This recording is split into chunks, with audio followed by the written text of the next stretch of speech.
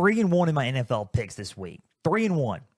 Now, the one game that I got wrong, and I'm going to elaborate on it here in a little bit, but the one game I got wrong, I for sure was wrong on. And we're going to talk about it here in a little bit, like I said, but man, I couldn't have been more wrong. So I was more wrong on this one than I think than any of them all season. And I'm going to tell you why here in a little bit, because it's a good reason. And it's a good reason to talk about it in depth. And that's all I can say. I'm kind of speechless on how the play was in the AFC North this past weekend. So we're going to talk about it. We also got rumors and more rumors are going around the league with coaching changes, with benching, with firings, with everything going around, especially in the state of New York. We're going to talk about that here in a little bit. Recap the top games for Week 11 and preview and predict the top matchups for Week 12 coming up here in the NFL, as well as who's in and who's out for the Pigskin Frenzy NFL Injury Report. Guys, welcome to Pigskin Frenzy on this beautiful and chilly Thursday afternoon. Thank you for joining us. I'm Joel Norris, and whether you're watching on YouTube, listening on Spotify, listening on Podbean, or listening on Apple, a big thank you for taking some time out of your Thursday to just sit back, watch, and listen to some NFL coverage presented by me. Now, after watching on YouTube, subscribe to the channel, like each episode, leave comments down below. Spotify, Podbean, Apple, all you got to do is just share around with others and follow on those platforms as well. Guys, X and Instagram, just type in @pigskin_frenzy. Follow, like the pages there. You're going to get episode updates, news and highlights from across college and NFL football. You're going to get trivia questions on Instagram stories. Go and answer today's NFL question, as well as all things up to date for Pigskin Frenzy. Guys, the website, www.pigskinfrenzy.weebly.com. There you will find all things up to date for Pigskin Frenzy. Home and About Me page. Learn more about me as your podcast host. There's a contact info down below. Name, email, contact question, all that. You could answer it on. I can answer it off air or on air if need be. There's also the platforms page. All the platforms I just mentioned. You are going to want to check those out and see which one's your favorite listening style of the show, as well as our store coming soon and our affiliations page. More on that coming soon. NFL Day today. For watching on YouTube, I apologize for the glare because it is bright, sunny outside.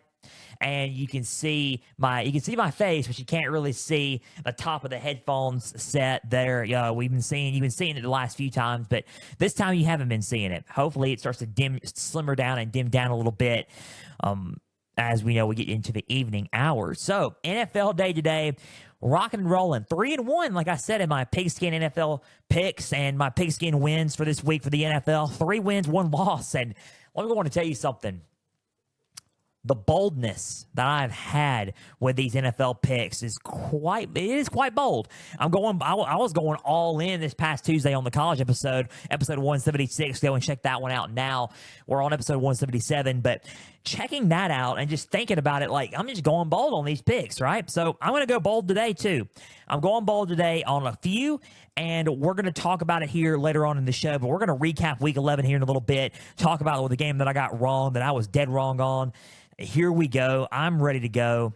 I'm ready to rock and roll. We got the injury report. Not really a whole lot on the injury report, but one big injury out of Detroit we're going to talk about, and out of Jacksonville. The rumor mill is spinning in the NFL right now. We're also going to talk about that. That's on tap here for this episode, and the rumor mill is just going to keep going and going and going. It's just not going to stop as we get deeper and deeper into the heart of the season for football. So let's recap Week 11 and talk about the top matchups for then 3 divisional games. And this is the title of last week's episode, not the title of this episode, but we did 3 divisional games, Mahomes versus Allen, and then I said partridge and a pear tree because of it's Christmas soon. So let's talk about these 3 divisional games and then Mahomes versus Allen. Kicking it off with last Thursday night's football game, Thursday night football last week, Eagles and Commanders. No, we're not covering Thursday night football this week, tonight, but we do have last week's game on tap. So I picked the Eagles to win this game. I just thought that they were in a little bit of a better spot. I got that game right. Final score, Eagles 26, Commanders 18. The Eagles take this one and take a lead in the NFC East. The Eagles, man, let me tell you something. The Eagles, that running game is elite. And defenses and whoever's going to play them on their schedule needs to pay attention to what's happening with their running game. We're covering the Eagles and the Rams this week for Sunday Night Football. Doing a Sunday Night Football game this week. We're covering the Eagles and the Rams, so we're going to talk about that one later. But listen, this running game is special for the Eagles. They've now moved up to first in the league in rushing offense. Saquon Barkley is an absolute animal. Whoever is an Eagles fan out there listening to this podcast, I'm talking nothing but good praise about the Philadelphia Eagles. Let's talk about the positive circle moments last Thursday. Jalen Hurts had one rushing touchdown, 39 yards on the ground, 10 carries. He also was 18 for 28 passing and 221 yards passing. Saquon Barkley had 26 carries, 146 yards, and 2 touchdowns. He's been the difference maker for this team on offense. A.J. Brown, 5 receptions, 65 yards, 13 yards per play. Dallas Goedert was sensational. 5 receptions, 61 yards. Saquon Barkley was big in the passing game as well with two receptions and 52 yards. He averaged 26 yards per reception. Unbelievable. And then we had Devontae Smith, 4 receptions, 29 yards on the day as well. This offense was cooking. The defense was also cooking for this team as well. I mean, they got to Jaden Daniels 3 times. They had 1 turnover. This defense was physical. They were slowing down the offense of Cliff Kingsbury and the Commanders. The Commanders started off hot, but they didn't rattle the Eagles. The Eagles ended up coming back and winning this ball game because they were physical on defense, and Saquon Barkley was just hard to stop. So if you want to talk about his positive circle moment for the Philadelphia Eagles, click in the pin. Saquon Barkley, immediately. Saquon Barkley has been exceptional for this team. And a lot of Giants fans, and I'm not trying to call y'all out, but a lot of Giants fans are going to sit and say, oh, well, I mean, you know, a lot of Giants fans are going to say, oh, well, you know, it's we don't need Saquon, all this stuff, right? You don't need Saquon, right? That's what you said. Well, guess what? Immediately after he leaves the Giants, he's playing at an elite caliber level.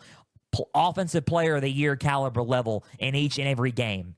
So it turns out, you know what? Y'all don't need him, but the Eagles for sure needed him and wanted him, and they got him, and he is playing his best ball of his career in the NFL at this point.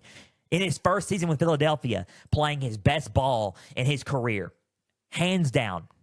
That is, he has played better in his first year with the Eagles than he has played in his entire career with the New York Giants. Hands down. He's been hurt also, but he has been healthier this year. He is playing lights out, and he is in total command on the ground with this offense. This rushing attack by Philadelphia is giving defense fits. Defenses are trying to figure out how to slow down the run. I don't know if you guys really can, but you can certainly try. This Eagles offense on the ground is something special.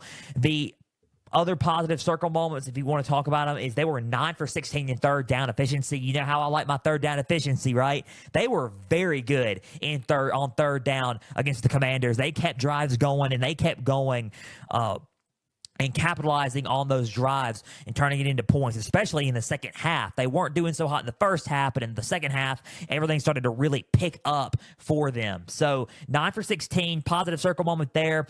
They only allowed 2 sacks, not the best, but also good. 2 sacks, you kept that at a minimal. You kept the penalties at a minimal with 4 penalties for 49 yards. Not the greatest, but still could have been a lot worse.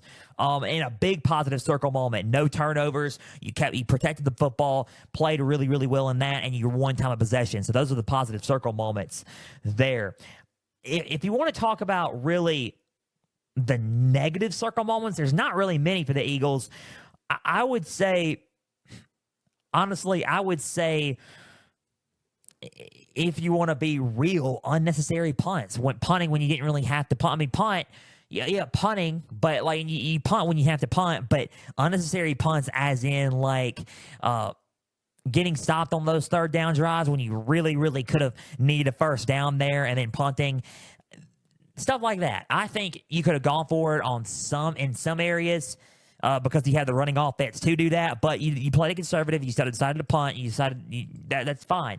So that was the only really unnecessary, like really negative circle moment I've seen with Philadelphia. Other than that, Not much. They were physical. They played physical. Their first, they didn't start off, and then they started off a little slow, but that's about it.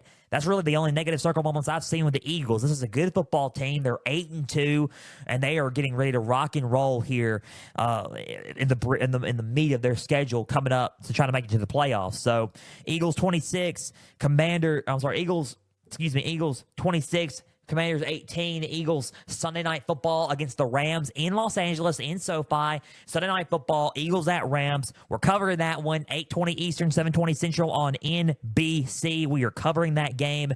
Going to be exciting.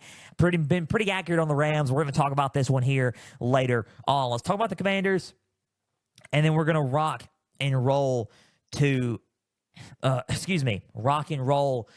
with the other three games, the Washington Commanders. Let's talk about this team. I am high on the Commanders, obviously, and they started off really, really fast. I just didn't think this was a game that they were probably going to win. And listen, I'm going to be honest. I'm not going to sit there and sugarcoat it. I think the Eagles right now are in a better spot than the Commanders. The Commanders still have some work they need to do. They have some work they need to do, and that's okay. That's okay. They're not going to get turned around in one season. It's Dan Quinn's first year. It's Cliff Kingsbury's first year. It's Jaden Daniels' rookie season. He's a solid quarterback, and he's been breaking out. But at the same time, they still have some things to work on. Some positive circle moments. They started off really, really fast. They passed the ball really, really well as well. Those are some positive circle moments. Brian Robinson played really, really well. 63 yards, 16 carries, and a touchdown. Jaden Daniels had one touchdown, 191 yards. He was 22 for 32. He had 18 yards and 7 carries. Those are some positive circle moments for the Washington offense there. Receiving, Austin Eckler played really, really well, receiving 89 yards, 8 receptions. Zach Ertz, a touchdown for 47 yards and 6 receptions. They did really, really well in those areas. So those are some positive circle moments for this Commanders team. They played really, really physical on defense at first, and just kind of let it slip away later in the game as the Eagles just, kept wearing on them on the ground. So those are some positive circle moments for this Washington team. I think some negative circle moments is they got to get more physical for 4 quarters. I think that's what you can take away from this game. You got to stay strong and stay firm for 4 quarters of football. And I think they got to be more physical on defense in a lot of areas. They need to stay strong, stay firm, not wear out as the running game gets tough and as the tough gets going, right? You got to get going with the tough, right? You got to get tough, right? So I think they got to get a little bit more physical for 4 straight quarters of football, not just one half of football. So that's one thing you can take away from it. The negatives would be the third down conversions. Washington is top 5 in third down conversion rate in the NFL, and they did not show that this past Thursday. Last week, they were 3 for 12 on third down efficiency. So tough break for the Commanders there. They couldn't capitalize on drives in the second half. They turned the ball over late, so that's another negative circle moment there. And the Eagles just kind of wore them out in the second half. That's okay. They're just not where they need to be yet. Give it some time.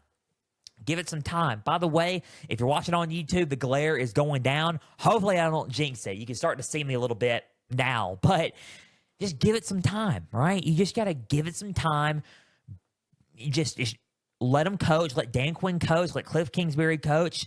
Let the coordinators do their jobs. Let the staff get put together. Everything's going to be okay in Washington.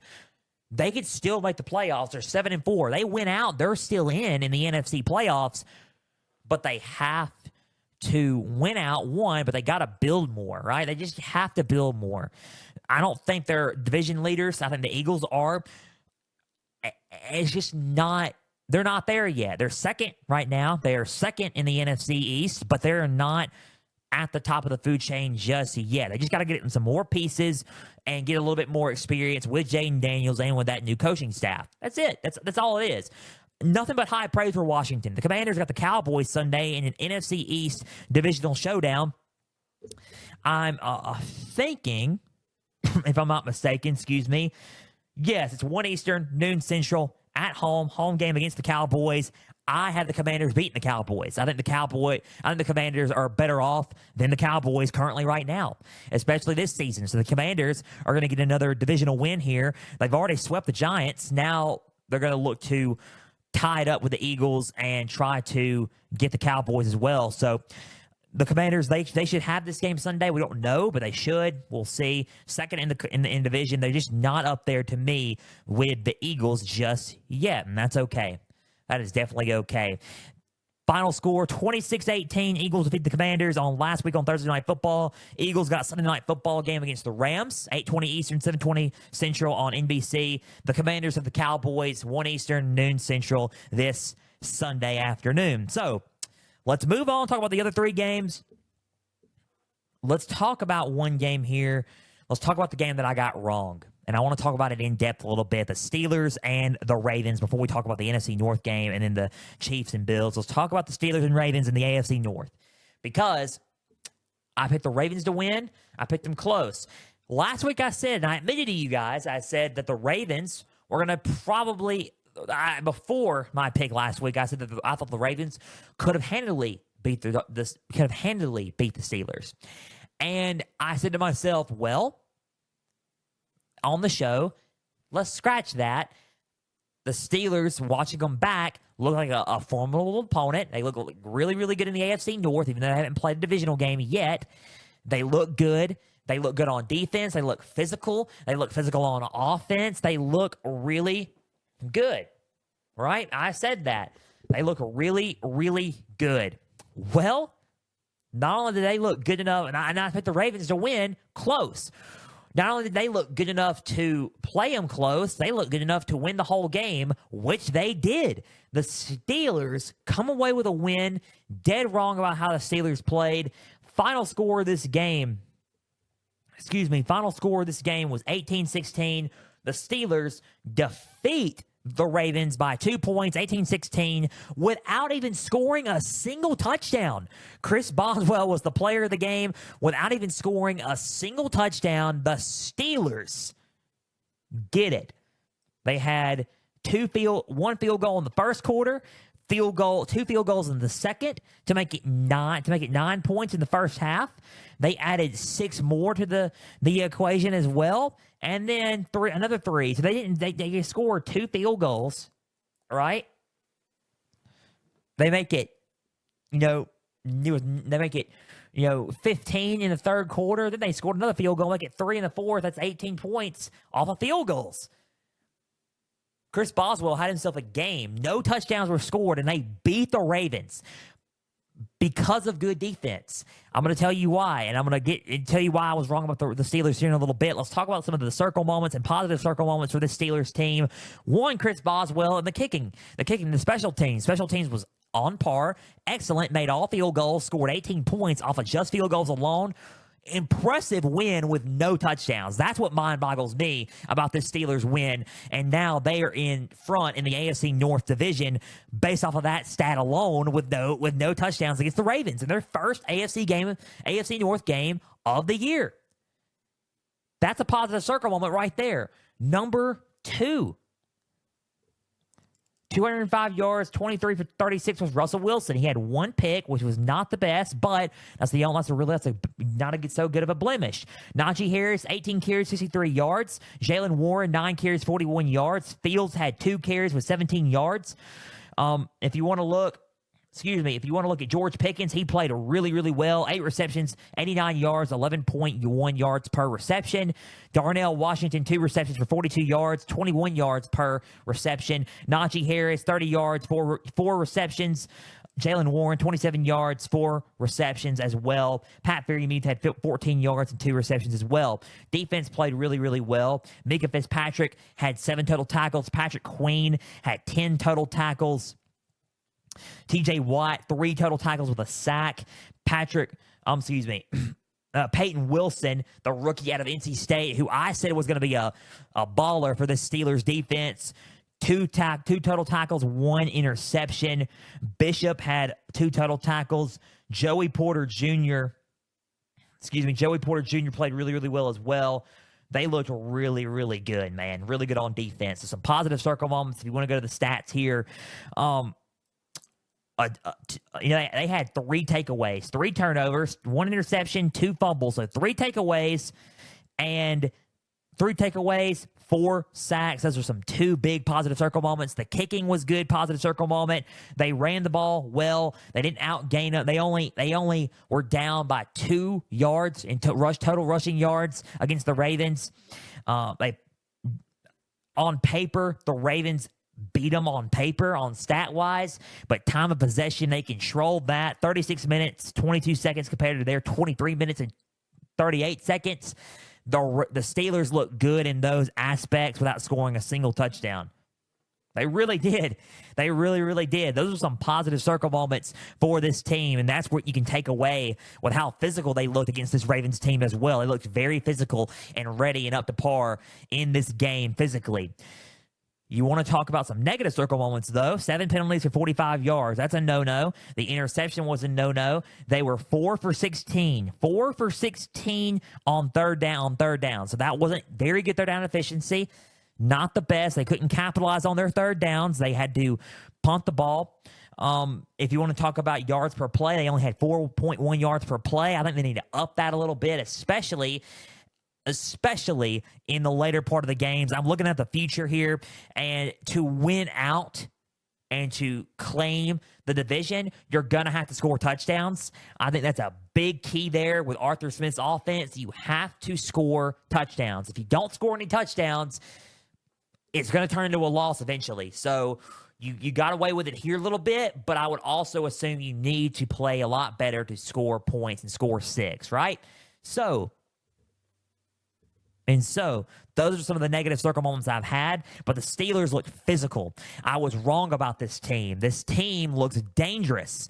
This team is a team that on defense has the antidote to slow down what the Ravens are cooking up, maybe. But now the Ravens coming up Monday night, which I am covering that game. It's the Harbaugh Bowl. The Chargers have a solid defense. Jim's Chargers have a solid defense that can combat what the Ravens are doing and what John's doing. So it's going to be tough. The Steelers are a solid defense, and whoever plays against this defense is going to have to find a way to move the ball on them. They're physical, they're tough, they're stingy, and they are hungry. So that's my biggest concern for everybody playing the Steelers. I don't know if I'm going to bet against the Steelers in a lot of games anymore after this. I'm going to eat my crow. The Steelers played well on defense. They played physical enough to slow down the Baltimore Ravens in this game. I was wrong about this game. I'm going to eat my crow. Steelers took it. They got the win, 18-16. Let's talk about the Ravens really quick before we talk about these other 2 ball games. The Ravens, positive circle moments. They ran the ball well, 124 total rushing yards. They passed the ball 205 yards. They had 329 total yards compared to the Steelers' 303. Not by much, but some. If you want to talk about some positive circle moments, those were really it. Derrick Henry, 65 yards, a touchdown, 13 carries. Lamar Jackson, 46 yards on the ground, 4 carries. He had 207 yards and a touchdown.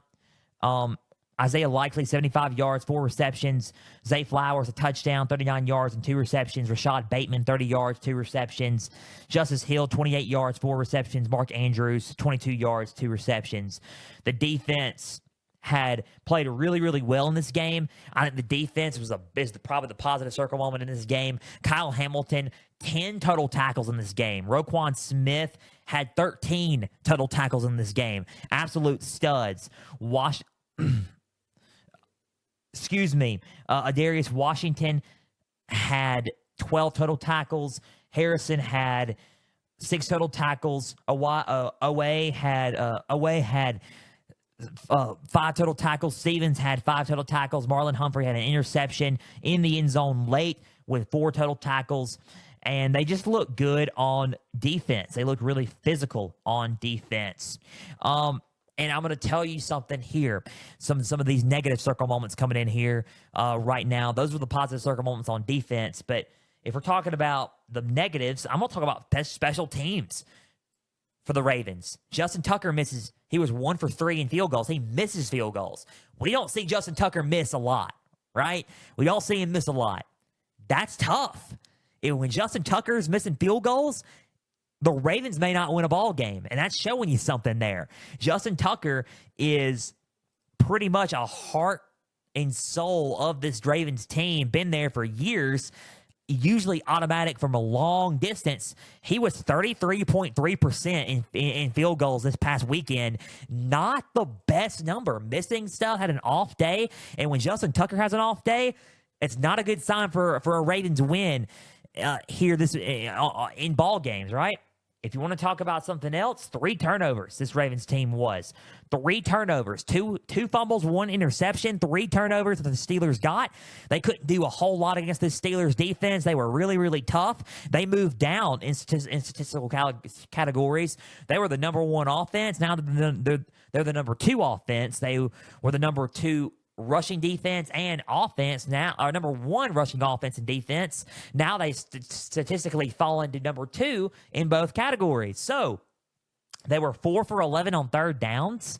They start off really, really slow. These are some of the negative circle moments. And 12 penalties for 80 yards. They are really a penalized team in this league. And I think those are some negative circle moments that kind of just cooked up some ingredients for a loss in this game. They got to play better. They got to start off fast, and they got to start off hot, and they got to start off to keep some defense on its heels. They did not do that against the Steelers. Let's see what they cook up against the Chargers Monday night as we are covering that game on ESPN. Ravens, Monday night, have the Chargers in L.A. in SoFi Stadium. Both 7-4 for the Ravens. 7-4 for the Ravens. Chargers are 7-3 after a huge win against the Bengals on last Sunday night. Chargers are looking more and more like a playoff team. That defense, that's another stingy defense they got to play come Monday night, 8:15 Eastern, 7:15 Central on ESPN. Huge, and I mean huge game that they got Monday night. The Ravens probably needed a little bit more in this, maybe, but we'll see what happens. They got to play a lot better. I will say they statistically, on paper, they could have won the game. But it's the way this defense played. It's the way the Steelers ate up on time of possession. It was the turnovers. It was the penalties. It was Justin Tucker missing the field goals. Just wasn't a good day for the Ravens as a whole. They just got to play a lot better. That's it in this division. Final score, 18-16 Steelers. This coming up Sunday. They are 8-2, ladies and gentlemen. 8-2, number 1 in the AFC North. They got an AFC North game tonight. 8:15 Eastern, 7:15 Central on Amazon Prime. Steelers have to go to Cleveland and play the Browns. Steelers at Browns tonight on Amazon Prime with Al Michaels and Kirk Herbstreit on the call. Happening tonight. Ravens, Monday Night Football. They have to play the Chargers. 8:15 Eastern, 7:15 Central on ESPN Monday night. We're going to talk about that game here in just a little bit as we are covering it. So, 18-16 Steelers over the Ravens. Let's talk about the other 2 games and get rocking and rolling here. Packers and Bears, NFC North. I said that the Packers were going to win. I think that it was going to be the Packers pulling away in the fourth quarter. And I was right about the outcome, but I was wrong about the game itself. The Bears showed some fight. They showed some really, really good fight in this game. They still came away with a loss. Heartbreakingly came away with a loss at the very end. But the Packers ended up coming away with a win in Soldier Field. Final score, 2019. Packers 20. Excuse me as I go on notes. Packers 20. Bears 19. Packers get the win over the Bears in the NFC North. Packers go to 7-3. Bears go to 4-6. Let's talk about the Packers in this game and the positive and negative circle moments in this game. Jordan Love, 13 for 17, 261 yards and a touchdown. Josh Jacobs, 18 carries, 76 yards and a touchdown. Jordan Love also had a rushing touchdown, 18 yards, 4 carries. 18 carries would be crazy for a quarterback. Christian Watson,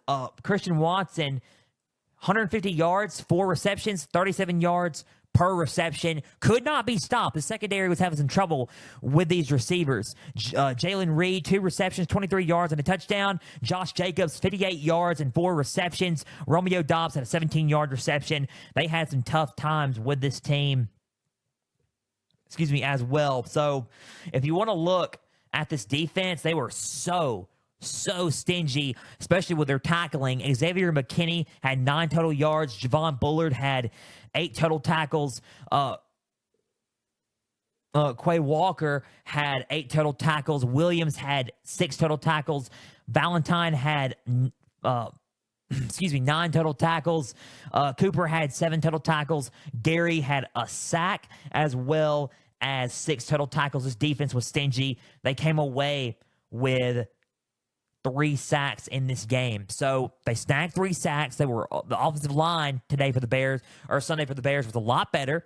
3 total sacks, but the Packers were very physical and a very stingy team this past Sunday. If you want to look at the total stats, 366 total yards compared to the Bears 391. If you want to look at the passing, they outgained them in passing, 260 to their 212. That's a positive circle moment. 106 rushing yards compared to their 179. So if you want to talk about some positive circle moments for me with the Packers, 8.5 yards per play compared to their 5.8 yards per play. They averaged 8.5 yards per play.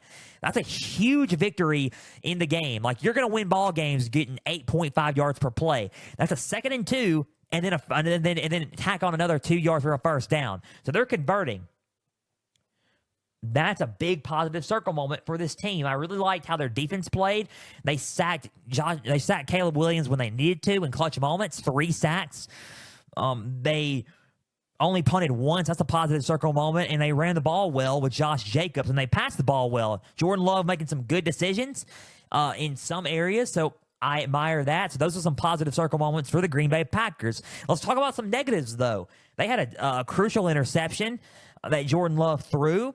Another positive circle moment before I go to the negatives really quick was 3 penalties for 25 yards. So not the best, but they cleaned a lot of penalties up from their last game. So they cleaned some penalties up. So if you want to talk about some negatives, like I said, the interception.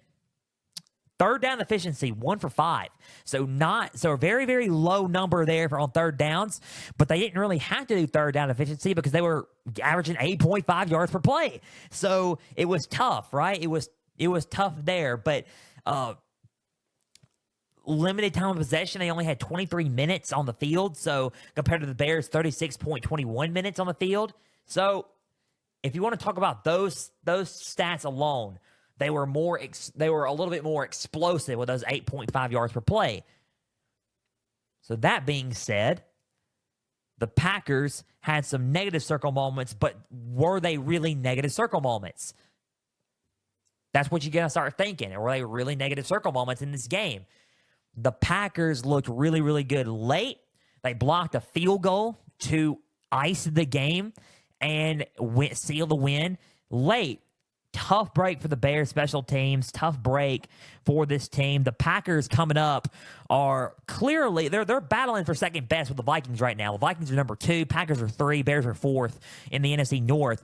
Behind the Lions, obviously. But the Packers are battling for that spot. The Packers coming up this week have the Niners. They have the Niners Sunday night or Sunday afternoon in Green Bay, in Lambeau.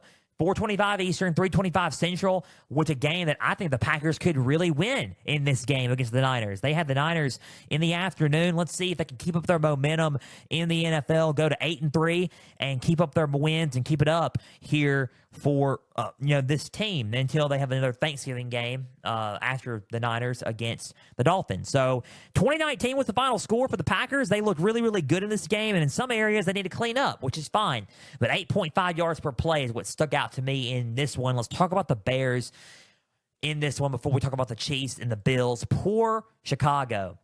That's all I got to say. Poor Chicago in this. And I'm just going to say it, man. Poor Chicago.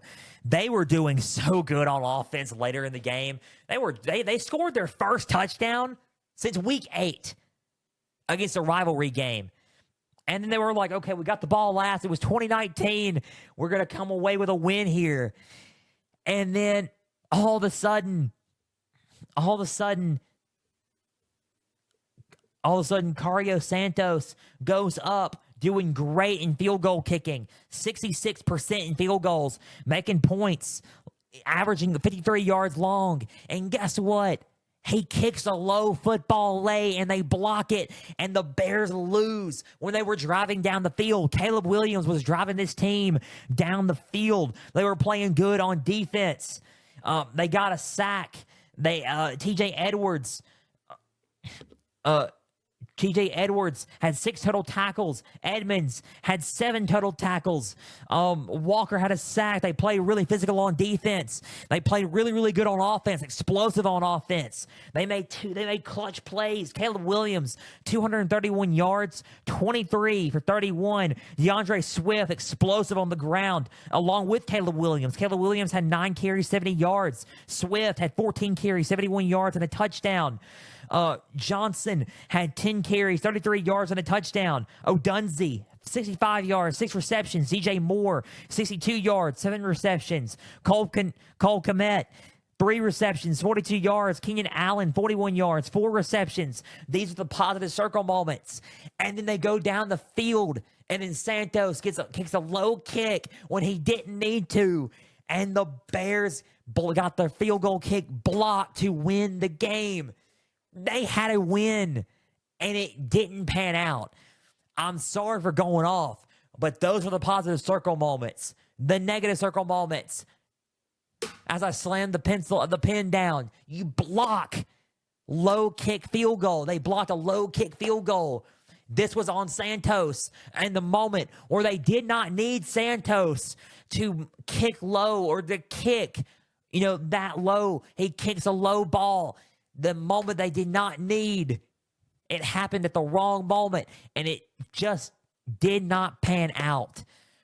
Man, that's just how the game of football works sometimes, ladies and gentlemen. It really is, and it's tough to be a fan of this magnitude where you're sitting there, you're on the edge of the seat. We're going to get a win. We're going to beat our rivals in the NFC North. We're going to beat the Green Bay Packers. Caleb Williams is going to get his first win against Green Bay. And guess what? Low field goal blocks it, and the Packers win in Soldier Field. It's disheartening.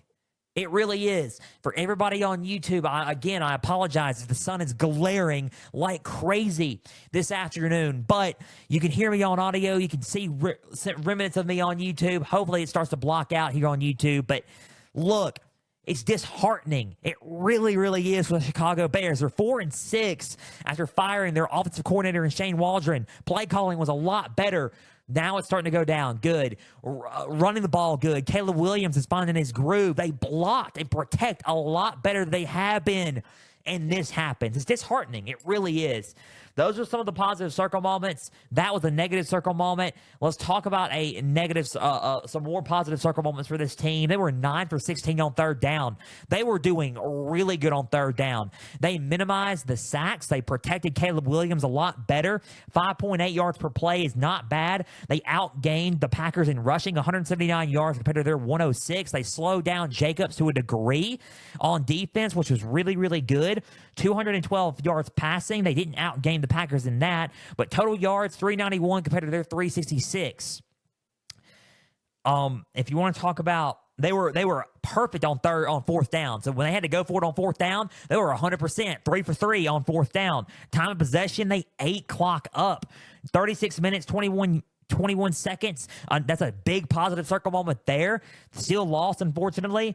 They did not commit a turnover. They were perfect at protecting the football in this game.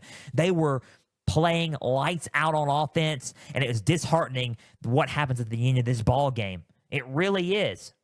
It really is. It was just disheartening. So good on them on that one. For protecting the football and on time of possession, but it's still disheartening out of the low field goal.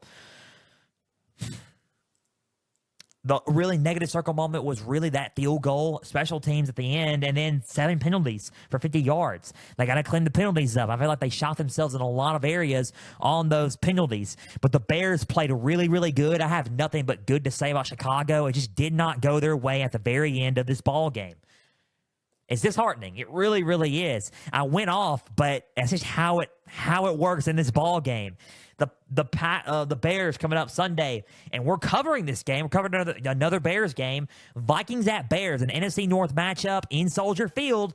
Let's see what happens if they can pull off the upset against the Minnesota Vikings. Vikings are 8-2. Bears are 4-6 in Soldier Field. 1 Eastern, noon Central in Chicago this Sunday. Vikings at Bears. We're covering that game. First game that we're going to talk about and cover. We're doing it. Let's see how the Bears respond and then see if the Vikings can keep up with that momentum. Final score was 2019. Packers defeat the Bears in this one in the NFC North. Bears go to 4-6. Packers go to 7-3. Let's see if they can get that momentum back and pull off an upset against the Minnesota Vikings this Sunday and see if the Packers can keep up their momentum and get a win against the 49ers. Last but not least, let's talk about the Chiefs and the Bills, Mahomes versus Allen, and then we will talk about the injury report and talk about the rumor mill and then preview and predict these games for Week 12. Okay, Josh Allen versus Patrick Mahomes, Chiefs and Bills. I said the Bills were going to win this game. And I said, I was a bold statement because they were undefeated. They were undefeated going into this game, and I was thinking, and I'm going to tell you what I told my family about this, but I said that the Bills were going to win. I felt like they had the team right now, the way they were playing, to knock off the Chiefs and their undefeated streak and hand in their first loss. And they did. They did the mission. Josh Allen's record against Patrick Mahomes, he has beaten him in the regular season more than any other quarterback. He's eclipsed Joe Burrow in that. Final score in this game was, as I go to the notes, 30-21. 30-21, Bills beat the Chiefs. Bills 30, Chiefs 21. Bills are 9-2, Chiefs are 9-1. Let's talk about the Bills really quick and what they did right. They were more physical. The crowd, home field advantage was crazy in Buffalo. They were more physical than the Chiefs were. They won the line of scrimmage battle. And I said the two keys in this game were third down efficiency and forcing turnovers. The Bills won both on that battle. Let's talk about Josh Allen. 27 for 40, 262 yards and a touchdown. He turned the ball over too, but not like Mahomes did. 27 for 40, 262 yards and a touchdown. Josh Allen had a rushing touchdown, 55 yards, 12 carries on the ground. Josh Allen is an underrated beast on the ground. He's a freight train that you got to stop on the ground. 20 yards, 9 carries, 2 touchdowns for James Cook. Ty Johnson, 18 yards, 5 carries. Khalil Shakir played really, really big in this game. No Coleman, no Dalton Kincaid, no problem. Shakir, 70 yards, 8 touchdowns. Curtis Samuel, 58 yards, a touchdown, and 5 receptions. Amari Cooper, 55 yards, 2 touchdowns. Dawson Knox, 40 yards, 4 receptions. And Hollins, 27 yards, 2 receptions. They played really, really good in this one. Defense played lights out. They had 2 interceptions. Terrell Bernard had 8 total tackles, a sack, and an interception. Taylor Rapp had 6 total tackles and an interception. Douglas had 3 total tackles. Benford had 3 total tackles. Epinesa had 4 total tackles. DeMar Hamlin had 4 total tackles. Lewis had 2 total tackles as well. Williams had 4 total tackles as well. Von Miller had a sack. They sacked Mahomes twice. It was crucial sacks. And Tyler Bass was perfect on special teams. So if you want to talk about positive circle moments, there it was. They outgained, rushing-wise, they ran the ball really, really well. 104 yards compared to the Chiefs' 78 yards. 5.2 yards per play compared to their 5.0. Passing 262 compared to their 181. They had third down efficiency was 9 for 15, played really, really well on third down. They were 1 for 2 on fourth downs. That was pretty solid. And they were really, really bold. They allowed 0 sacks. They protected Josh Allen well. So I'm just going off on positive circle moments. They snagged 2 turnovers, 34 minutes of time of possession. They had minimal penalties, for 3 penalties for 24 yards, very minimal in penalties. They only punted 3 times, and I think they were more physical on the line of scrimmage. Third down, turnovers, the Bills did it. And those were the positive circle moments. If you want to talk about really the one negative and the one flaw I've seen, if you want to talk about it, was the interception thrown. It kind of halted them a little bit. That's about it. The Bills were the better team Sunday night, or this Sunday afternoon going into Sunday night, were the better team. They are 9-2. They have a bye this week. going to rest up. The Chiefs have to play the Panthers this week, but they were the better team. And I just felt like this was the team and this was the game where if the Chiefs were going to drop a game and their undefeated season was going to end and not be undefeated anymore, it was going to be Josh Allen and the Bills in Buffalo. It was just the ingredients to do it. The big play that won in the game was Josh Allen not only going for it on, I think, third down, fourth down. He was going to take it for a first down, but nah, you know what? I'm just going to take it into the end zone to ice it. And he took it into the end zone with player bulldozing through Chiefs defenders. Drew Tranquil. Bolton couldn't get him.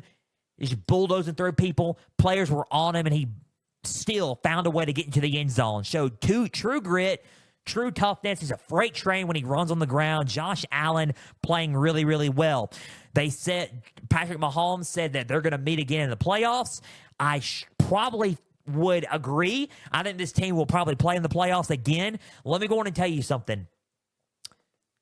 Mahomes is undefeated against Josh Allen in the playoffs. He's undefeated against the Bills in the playoffs. Mahomes has only lost 3 games in the playoffs. Total. 3. That includes a Super Bowl. And a Super Bowl, I'm sorry, he's 4 games, if I'm mistaken. 4. He's lost 2 AFC championships, 1 to Tom Brady, 1 to Joe Burrow. Yeah, he's 3. I forgot. He is 3. 3. Yeah, he's only lost 3 games. 2 AFC championships, 1 to Brady, 1 to Burrow, and he's lost a Super Bowl to Tom Brady. That's it. He has not lost much in the playoffs. He is a winner in the playoffs. Josh Allen has not beaten the Chiefs and Patrick Mahomes in the playoffs. He has a great regular season record, but let's think long term. Can the Bills really do it in the playoffs? Can they beat him again in a rematch and knock him out in the playoffs? If they have to go to Arrowhead and do it, are they equipped to do that? They're most likely going to have Keegan Coleman back. They're most likely going to have Dalton Kincaid, everybody back. Can they do it in the playoffs? That's the real question for Sean McDermott and the real question for Josh Allen. That's a whole other talk for another episode. But this win means something in the regular season. For sure, it means something right now. But will it mean something later on down the road? That's my question. I've always asked that. Will it mean it? Will this mean something when it actually matters? That's a big thing there. Bills are on bye. They come back next week. December 1st. Sunday night football against the Niners. We may cover that one. That's an interesting ball game. Niners at Bills. Very, very interesting game there. Sunday night football next Sunday on December 1st after Thanksgiving. So we'll see about that and how that game will fare. Let's talk about the Chiefs before we talk about the injury report, the rumor mill, and the preview predictions for Week 12, the top matchups there. The Chiefs, positive circle moments. Mahomes had 3 touchdowns, 196 yards, 23 for 33. Mahomes, positive circle moment for the game. They converted well on third down. Kareem Hunt, 60 yards, 14 carries. That's pretty much it on the ground. Xavier Worthy had a touchdown, 15 yards per reception, 61 yards, 4 receptions. D-Hop had 29 yards, 3 receptions. Justin Watson had 26 yards, 2 receptions. Noah Gray had 2 touchdowns. He was the primary tight end, 23 yards, 4 receptions. Travis Kelce, not really a factor. Hardman, 12 yards, 2 receptions there. If you want to talk about positive circle moments, Mahomes did really, really well in that. Defense played well in some areas. They got an interception out of Josh Allen. Other than that, in this game, if you look at the stat line, the Chiefs were going to lose this ball game. And I'm not really saying anything's wrong or bad. I just felt like as the games went on each and every week, the Chiefs were going to lose a ball game. They weren't going to be undefeated. Everybody was saying, oh, the Chiefs are undefeated, and they weren't talking about this. I was the only one to talk about this. This is not me hating on Mahomes and the Chiefs and all that. The media likes to praise them. But let's face facts. Everybody has faults in football. The Chiefs are no different. They're trying to go for a three-peat or not. They're the defending back-to-back Super Bowl champions. I know. Everybody has faults. Negative, those were the positive circle moments. Negative circle moments are this. 78 rushing yards. They could not run the ball very well. Total 78 rushing yards. 181 passing yards. They only had 259 total yards passing. The positive circle moment was third down efficiency. They were 5 for 10 on third down. They were like 50%. So not bad. Not great, but not bad. It's kind of in the middle. They allowed 2 crucial sacks. Not efficient non-existent on fourth down. They couldn't convert on fourth down when needed. 6 penalties for 57 yards. Not good at penalties. 2 turnovers. Time of possession wasn't there either. They just weren't as physical as the Bills this past Sunday on both sides of the ball. Defensive line and offensive line. They couldn't get to Josh Allen. They couldn't tackle Josh Allen. They couldn't make tackles when they needed to. They let the Bills convert tremendously in a lot of ways. So if you look at it and think about it, they weren't going to win this ball game. Not the way they were playing. That's okay. It happens. It really does. It happens. Do I expect the Chiefs to bounce back? I do. I think this is a learning experience for this Chiefs team. As the games go on, and I said that, this is with any team who was undefeated. They start off really, really good, and you're thinking, are they going to get beat? And then you start seeing some cracks. You start seeing some faults later on. And then as it goes, and the games get closer and closer, and then they start to almost lose and almost lose, almost lose. It's coming. Like, you already know it's coming. You already know a loss is coming. Like, you know, right? You know what's happening. They drop a game, and then all of a sudden they dip, and then they finally, boom, right there. That's the game they lose. This was it for the Chiefs. They were hot at first, then they drop a game. They dip. And then they start thinking, okay, they're going to lose a game. You just got to figure out which game. To me, the defense has been carrying this team the whole way. The defense has been the main factor for this Chiefs team. Steve Spagnuolo is a heck of a defensive coordinator. Surprised he hasn't gotten a head coaching job yet. He is the MVP of this Chiefs team. Coach of the year, Steve Spagnuolo. Give it to him. Coordinator of the year, Steve Spagnuolo. Give it to him on defense. The offense has helped in some games, and they were the reason why they won some games, like the Bucs game. But in games like the Broncos, the games like the Ravens, the games like, games like the Ravens, games like the Chiefs. The Bills. The Bengals. Not the Bills, but the Bengals. They were great on defense. Fantastic on defense. Offensively, they needed work. They needed weapons. They were hurt, beat up. Rashee Rice is done for the year. They get Pacheco back.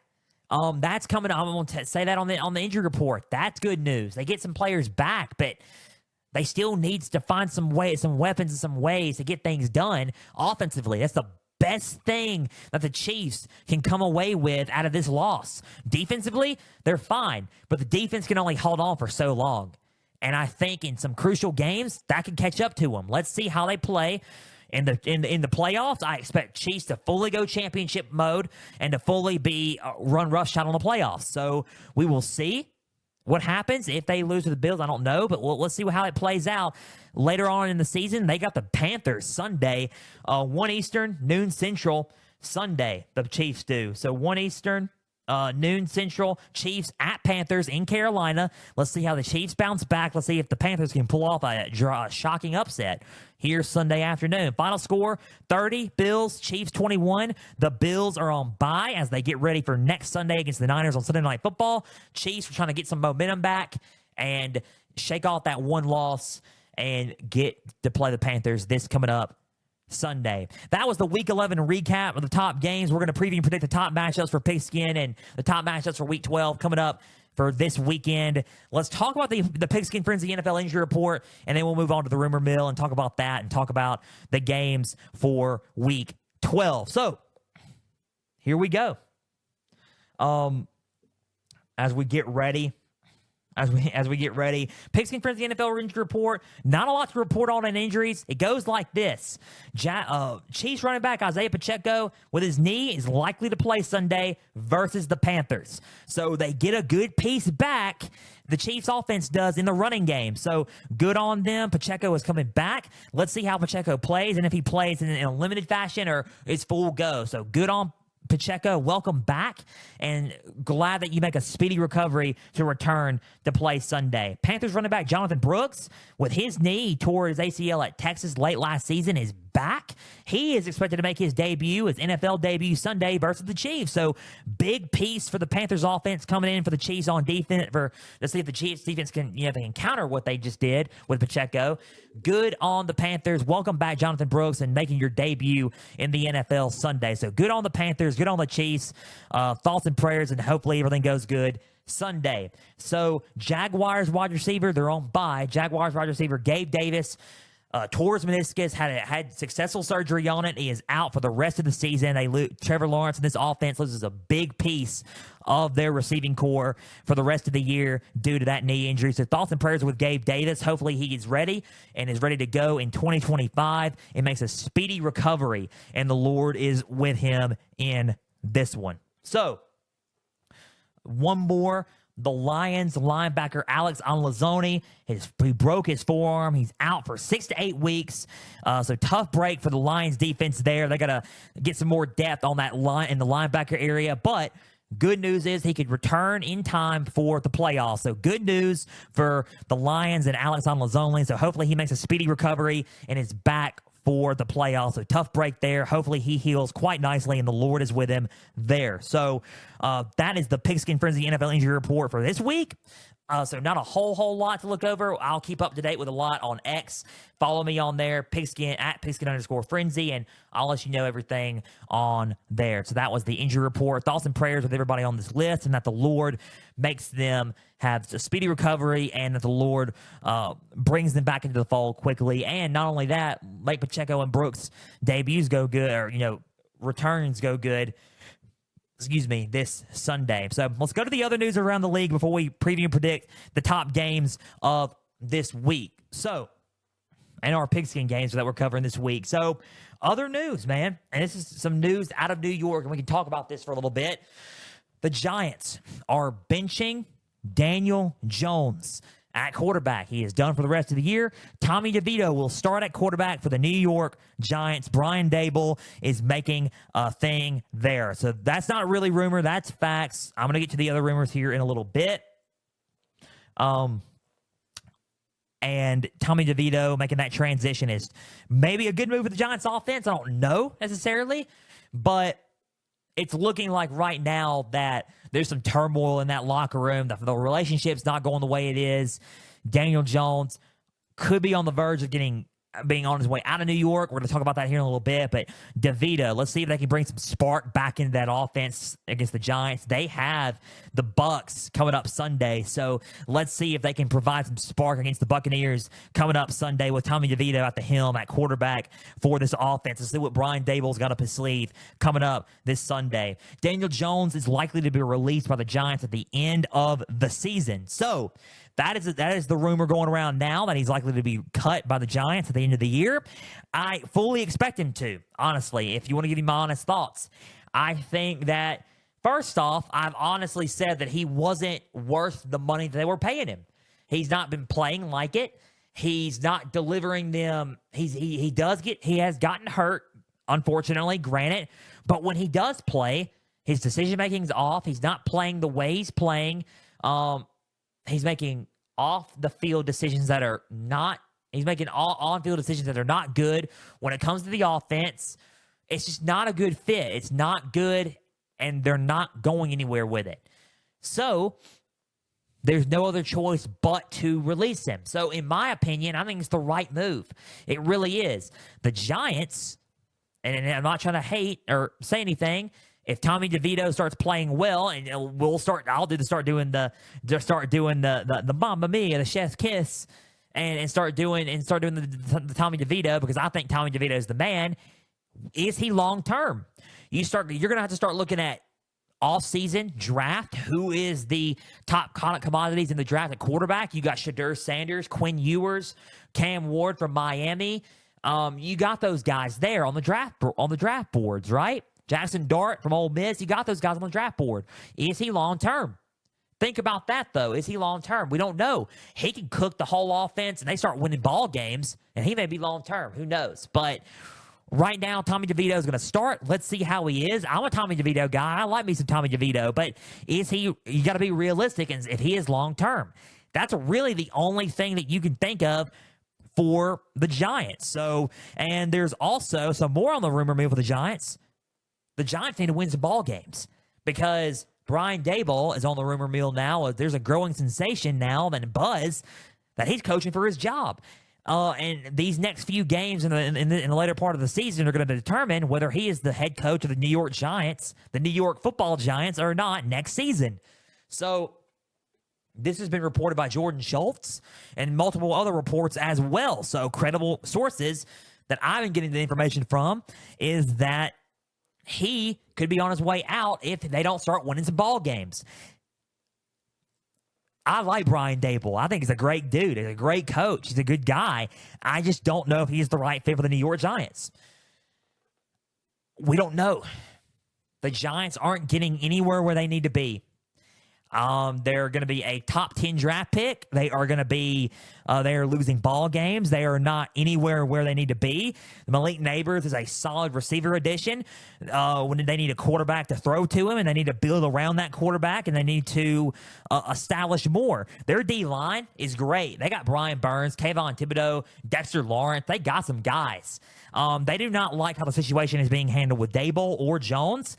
They're not a big fan of everything, what's going on with management and everything. Management may be a management change, and maybe they did the trick for the Giants as well. They need an O-line. They need a better O-line as well. They need a lot of things to clean up everything what's going on in New York to be a credible and good football team moving forward. They got to fix a lot of things. There's a lot of things to fix if you're a New York Giants fan, if you're a New York Giants person. You already know this. I'm not sugarcoating you. I'm not going to, give you junk, man. I'm not going to give you crap. All right. I'm going to feed it to you straight. I'm going to give it to you straight. The Giants need help in a lot of areas. Maybe those changes will be good for the Giants. That's all I'm going to say. So those are the rumor mill and the stuff going around with the New York Giants right now. We'll keep you updated on everything with the Giants and everything up to date as we get them. So let's go to New York still. Let's stay in New York, and let's talk about the New York Jets, because this is an interesting case as well. Fact, the Jets have fired general manager Joe Douglas. Joe Douglas is out. No head coach, no GM. They are looking for another GM. So management is being replaced as well. Jets owner Woody Johnson made the decision. The Jets, and this is another rumor here, the Jets are rumored to be moving on from Aaron Rodgers at the end of the season. I've been hearing that a lot as well. I've also been hearing that they are checked out and waiting for it all to be over. A lot of turmoil, a lot of drama, a lot of losing in the New York Jets. They are 3-8 as far as I know. If I'm not mistaken, the Jets are they on bye? They are on bye. The Jets do not play anybody. They're on bye. Excuse me. They are on bye. They played the Colts. They are 3-8. They played the Colts last time. They are 3-8. It is a rough outing for the New York Jets this season. They are rumored to be moving on from Aaron Rodgers in a sense of Aaron Rodgers is most likely coming back in 2025 to play in the NFL and play football. Will he be the starting quarterback for the New York Jets or not? I do not know. That's just a rumor at this point. There's also been rumors that Jets owner Woody Johnson wanted Aaron Rodgers benched after the Week 4 loss to the Broncos because he feels like the performance is holding them back, and his performance was holding them back. So that's another rumor mill out of Woody Johnson. Management, not a big fan of Aaron Rodgers' play and the team's play right now and everything moving forward. They need a new head coach, a new GM, and looking like a new quarterback coming up here with the Jets. It's looking like, as the rumors start, and this is my thoughts on it, if they do move on from Aaron Rodgers, they're looking like they want to rebuild, a classic rebuild. a new quarterback that we can build up. Build some pieces around him. They already got Davante Adams through a trade and everything, which to me is they're moving on from Aaron Rodgers when they just acquired Davante Adams. To me, doesn't make a whole lot of sense, but it's a Woody Johnson decision. I don't know. They draft, they're going to get new management, a new head coach, stronger management to see if they can turn everything around front office-wise and football operations-wise, because it's looking like they need that. I agree with that decision. But it's looking like that they're in for a total rebuild. New quarterback for the future. Like I said, there's Shedeur Sanders from Colorado. There's Quinn Ewers from Texas. There's Jackson Dart from Ole Miss. Carson Beck, Georgia. Cam Ward, Miami.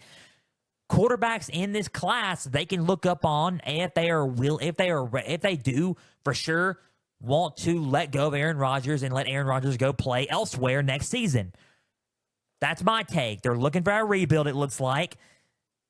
Are they in need of a rebuild? I think the Jets are in need of a rebuild. If you want to be honest, they need a new head coach. They need a new game plan. They can't keep doing the same things every week.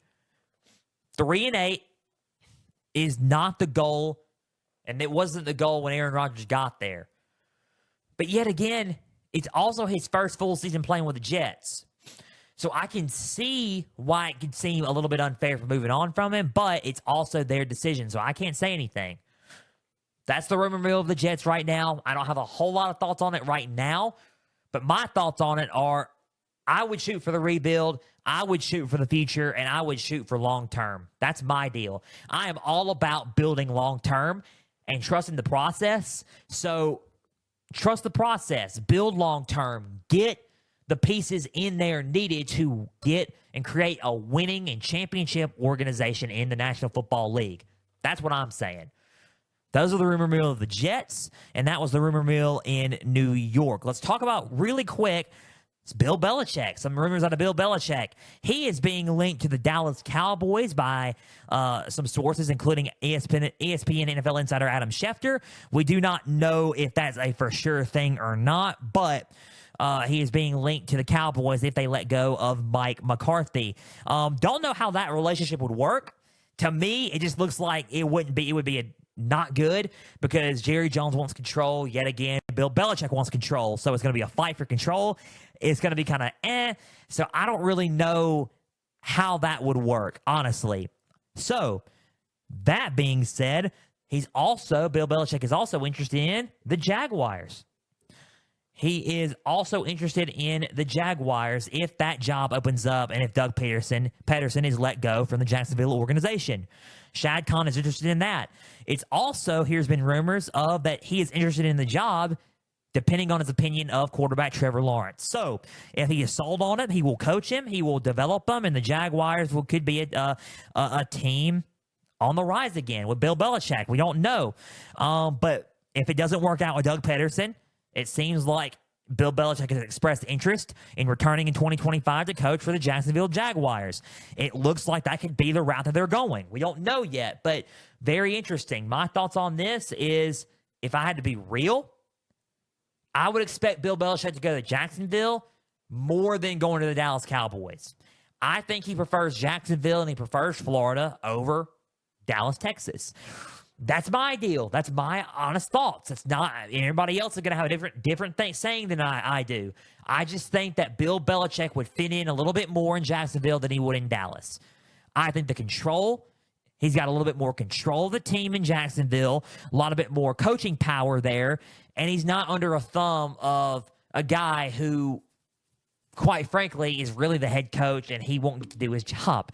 So I think that's really the interesting part of it for Bill Belichick and the Jacksonville Jaguars. That's my honest thoughts on everything. Let me know what you guys think and sound off below on X, Instagram, Pigskin_Frenzy. Keep on plugging in to the podcast and the show. So that was the rumor mill going around in the NFL. Let's preview and predict these top matchups for Week 12 here on Pigskin Frenzy. Week 12 NFL matchups, preview and predictions, the top games that we are covering this week. Let's kick it off with the Vikings at Bears. NFC North matchup.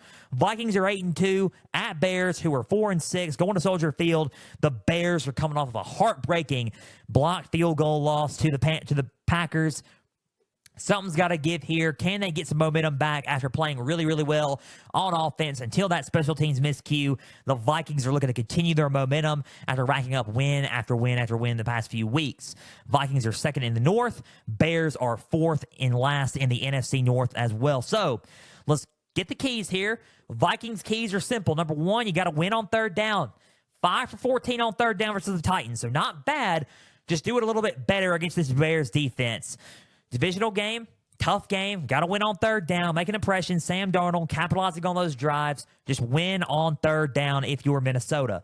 Number two, force as many 3-and-outs as you can. The Bears were converting on all cylinders on third down. If you can force as many 3-and-outs as you can and make them punt, and you capitalize off that, you should have the game in hand this coming up Sunday. So force as many 3-and-outs as you can. Number three, rush Caleb Williams and get some sacks, add some sacks to the board because those add up.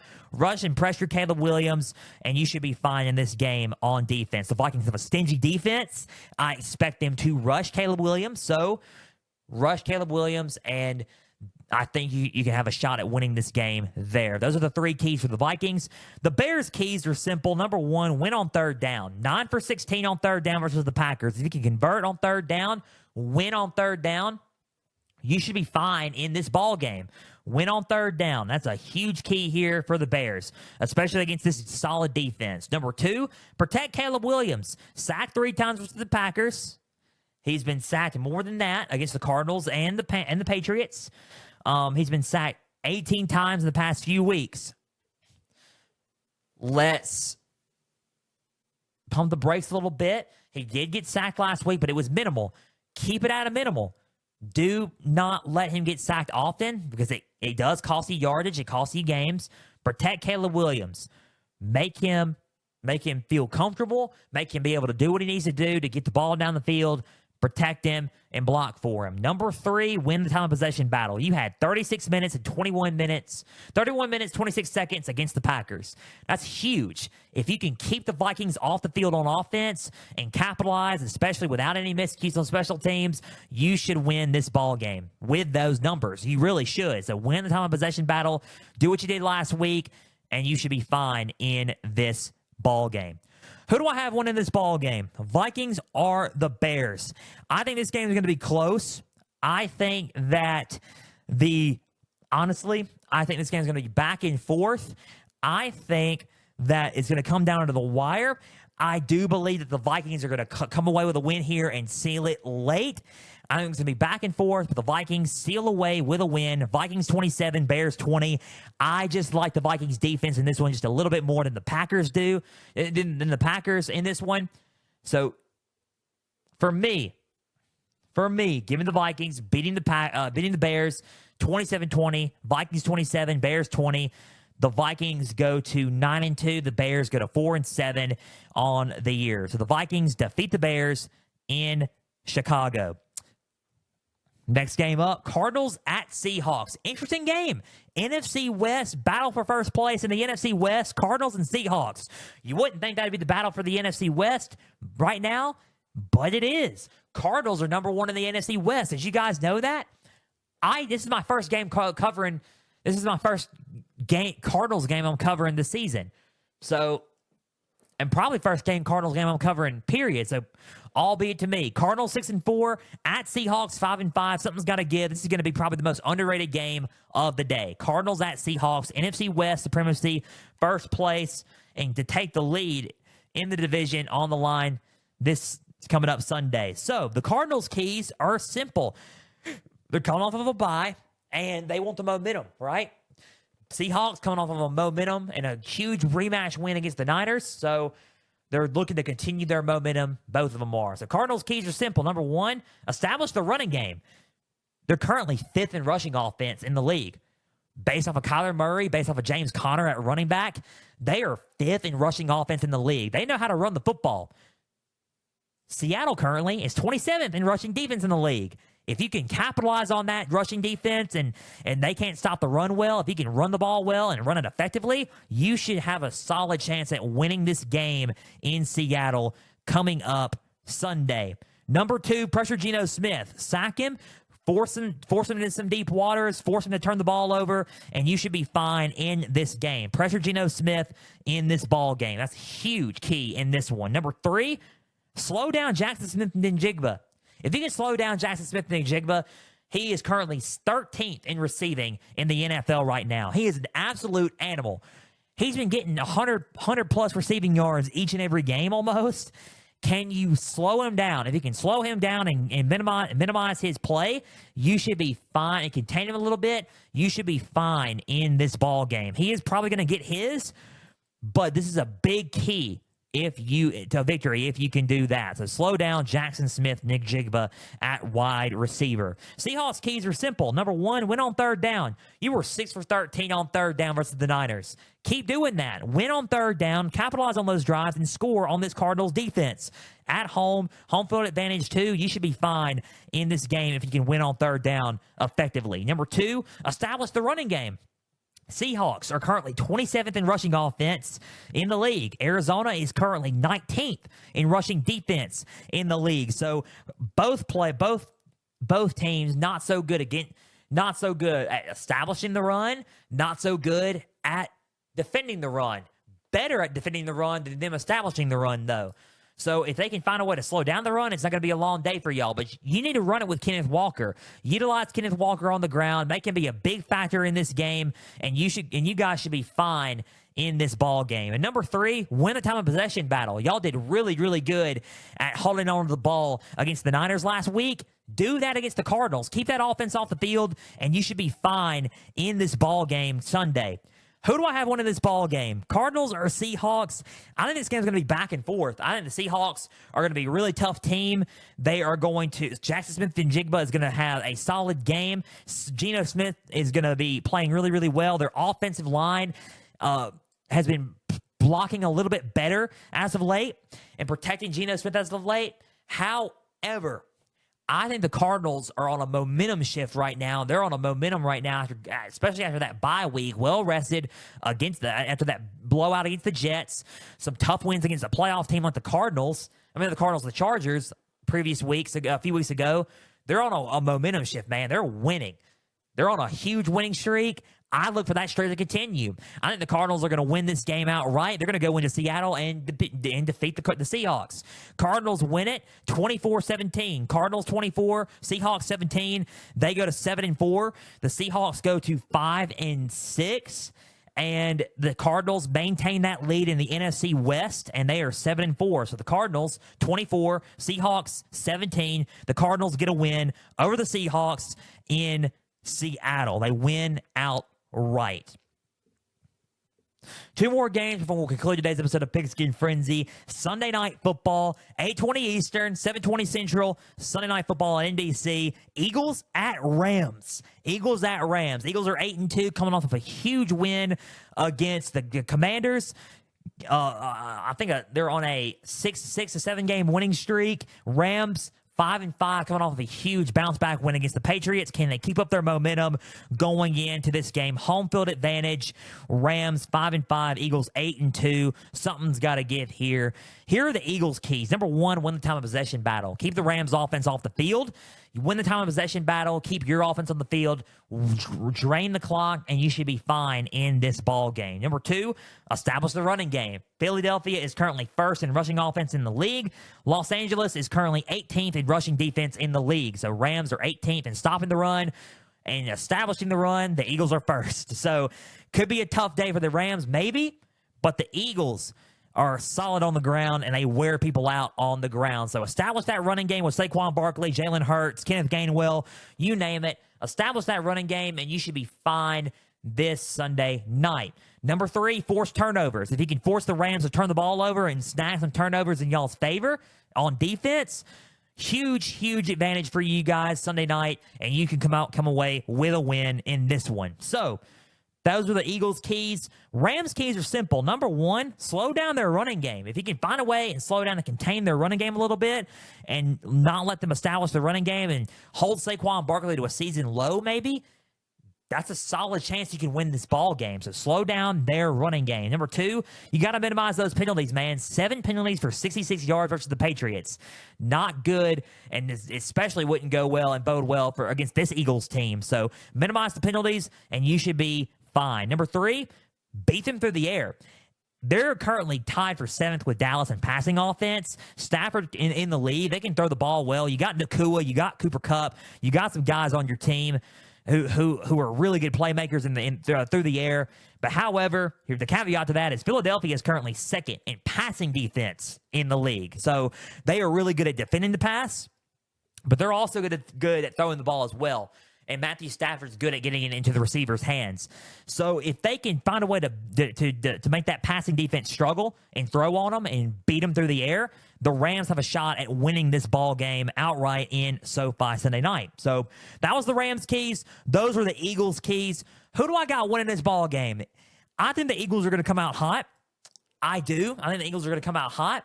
I think they're going to run the ball fairly well. I think they're going to throw the ball a little bit more as well. I think the Eagles are a solid football team. They have a good momentum picking up. However, I'm pretty accurate at predicting Rams games, and I could get it. It could all blow up in my face, and I could get it wrong Sunday night. I think they're coming into a spot right now where they're running off of a huge win against the Commanders, and this is a bad spot for them, in my opinion, because I think they're running off of a high wave of momentum there, and this could cause them to forget about the task at hand and to kind of overlook the Rams a little bit. I think the Rams are going to come out with a win outright. You're probably thinking, dude, you were hyping up the Eagles just a minute ago. I think the Rams are going to come away with a win outright. This could blow up in my face. I've been pretty accurate this year at predicting Rams games. But I think this is going to be an outright win for the Rams. They're going to go to 6-5, upset the Eagles at home. The Eagles will go to 8-3. Rams go to 6-5. I think the Rams are going to do enough with Cooper Kupp and do enough with Puka Nacua and have a balanced. Hopefully add some balance to the running game with Kyren Williams. I think they are going to win the game outright, and the defense is going to come alive late in the game. Give me the Rams winning this game 17-14. Rams 17, Eagles 14. I think the Rams win it. They go to 6-5. Eagles go to 8-3, and the Rams keep their hopes alive by defeating the Eagles in an upset at home. Rams defeat the Eagles 17-14. I like the Rams in this one Sunday night. Huge game there. Huge game there. I think the Rams in it Sunday night. Hopefully I'm right. We'll see. It's a bold. I'm going bold with this pick. So let's see. I'm pretty accurate. So Rams 17, Eagles 14 in this one. Monday Night Football, last but not least, Monday Night Football, the Harbaugh Bowl. Ravens head coach John Harbaugh versus Chargers head coach Jim Harbaugh. Battling it out. Monday Night Football, Ravens at Chargers. Monday Night Football, 8:15 Eastern, 7:15 Central on ESPN. Covering Monday Night Football this one. This is going to be a solid and fun game. Let's give everybody a high five. And who's got it better than them? Nobody, right? Nobody. Harbaugh Bowl, Ravens at Chargers. Ravens are looking to pick up some momentum back after that Steelers loss. The Chargers are looking to continue some momentum after that huge Bengals win on Sunday Night Football to put them in position in the AFC West and in the playoff hunt also. Chargers 7-3, Ravens 7-4. Something's got to give here. Ravens' keys are simple. Number one, you have to start off fast. They have not been starting off fast. They have to start off fast to get this Chargers defense, this solid Chargers defense rather, on its heels. So start off fast. Chargers defense went from 0 to hero this season. Everybody's been talking about how the Chargers defense has gone from the worst in the league, which they were with Brandon Staley, to the best, if not one of the best in the league. That's pretty high praise for Jesse Minter and this team. So number one, start off fast, get this Jesse Minter defense on its heels, and start off fast. You have to if you're the Ravens offense. Number two, minimize the penalties. 12 penalties for 80 yards. You got to do a lot better at these penalties. Clean it up, be more disciplined, and clean up those penalties, and you can try to find a way to win this game a lot easier, too. Number three, protect the football. 3 turnovers versus the Steelers. You're playing a stingy defense who can get the ball through turnovers. So protect the football and try your best to not turn the ball over. At least as much, right? At least not as much, but protect the football in this one. The Chargers' keys are, number one, force those turnovers. Do the opposite. Force those turnovers. Get some turnovers out of this Ravens offense and capitalize off those turnovers. Number two, you got to win on third down. You got to be a lot better at third down. And against the Bengals, 3 for 11 on third down, and it wasn't the best. So you got to capitalize on those drives, and you got to, add some of that to them. So number two, win on third down, 3 for 11 on third down versus the Bengals. Number three, establish the running game. They are currently 12th in rushing offense in the league. Baltimore is currently second in rushing defense in the league. So if you can find a way to move the ball on this defense, right outside the top 10 in rushing offense, you have a shot at winning this ball game, man. With J.K. Dobbins, with Gus Edwards, you have a shot at winning this ball game if you can move the ball on this Ravens rushing defense. So who knows what could happen? But those are the Chargers' keys, and those were the Baltimore Ravens' keys just a minute ago. Who do I have winning the Harbaugh Bowl? Who do I have winning on Monday Night Football? The Ravens are going to come back. I think they're going to play a lot better than they did against the Steelers. However, I think the Chargers are on a winning streak that just really can't be denied right now. So I'm going to go bold here. I'm going to take Jim Harbaugh and the Chargers to beat John Harbaugh and the Ravens in the Harbaugh Bowl. Jim wins the Harbaugh Bowl this go-round. The Chargers win at home against the Ravens. I like the Chargers. Justin Herbert's playing really, really good and locked in ever since that bye week. Ladd McConkey is doing really, really well for him. They're moving the ball. They're moving the ball well on the ground, and the defense is playing lights out. Give it the Chargers to defeat the Ravens. Chargers, I'll say 27, Ravens 20. Chargers 27, Ravens 20. Chargers go to 8-3. Ravens go to 7-5. Ravens go to 7-5. Chargers go to 8-3, and the Chargers continue their momentum and defeat the Ravens on Monday Night Football. The Chargers get the win on Monday Night Football, and Jim wins the Harbaugh Bowl over his brother, John. And let's give everybody some high fives as we conclude this show. That was the Week 12 preview and predictions of the top games that we were doing for Pigskin Frenzy. That is all that we got for today. A big thank you for taking some time out of your Thursday to just sit back, watch, and listen to some NFL coverage presented by me. Now, if you're watching on YouTube, subscribe to the channel, like each episode, leave comments down below. Spotify, Podbean, and Apple. All you got to do is just share around with others and follow on there as well. X and Instagram, type in pigskin_frenzy. Follow all the pages there. You'll get episode updates, news and highlights from across college and NFL football. You'll get trivia questions on Instagram stories. Go and answer today's NFL question as well as all things up to date for Pigskin Frenzy. Guys, our website, www.pigskinfrenzy.weebly.com. More on everything coming soon there. And keep up to date with the website for Pigskin Frenzy. Big thank you for taking some time out of your Thursday. Guys, enjoy this weekend and these NFL slate of games and these college slate of games. They're going to be great. We're covering both. We will be back Tuesday with our latest college football edition of Pigskin Frenzy. Showdown Saturday 2 is in effect this coming up Tuesday as we get ready for Showdown Saturday and Rivalry Weekend and get ready for the Thanksgiving holiday.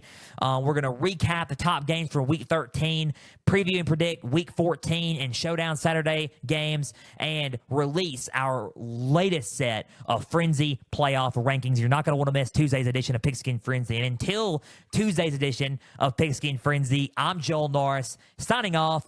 We will see you then. Have a great weekend, everybody. Also, I wanted to say, God bless you all. The Lord is with you. The Lord is what matters in everything. And by the way, for that, I can't do this show without the Lord. I love the Lord.